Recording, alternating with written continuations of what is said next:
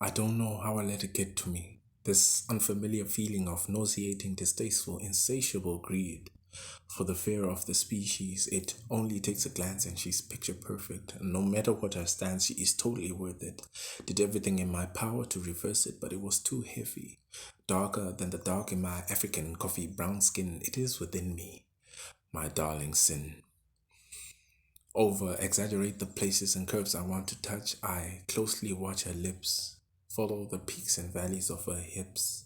It consumes me like a brimstone fire. I am burning with desire, darker than the dark in my African coffee brown skin. It is within me, my darling sin. Like a bad hair day, see, it messes with my head. Could have let it pass me by, but as I washed it instead, I couldn't let a good glass of liquor go to waste. And besides, come on, guys, it's only just a taste. And besides, I don't think he'd care, right? And besides, I still have near perfect sight, darker than the dark in my African coffee brown skin. It is within me, my darling sin.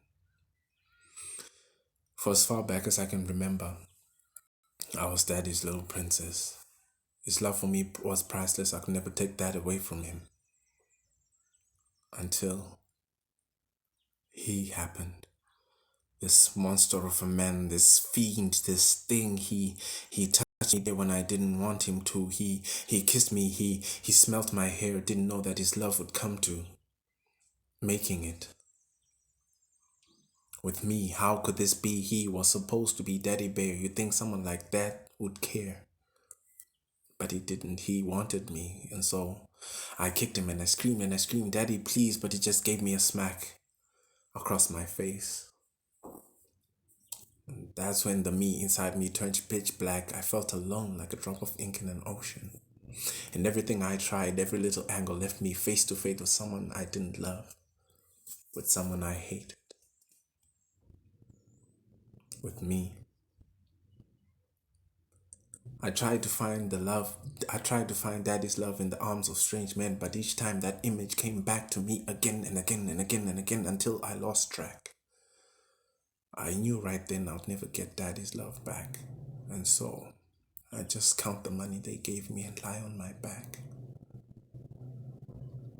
In a search to find myself, to find the true meaning of self, I walked past altar calls from pastors, and instead of these calls, I consistently searched for empty bathroom stalls, self-inflicted, self-gratuity, selfish towards myself. I denied myself entry into myself, and so how could I let him in when I am the epitome of sin? Where do I begin to explain myself? When I'm crooked, bent out of shape, like a forgotten bookshelf, and just as I was about to cry, why me? Jesus sat beside me. See, Jesus, help me see the light through the darkness inside of me, I asked him. But how do I make up for it? He said, child, there is no need for makeup if I'm your foundation.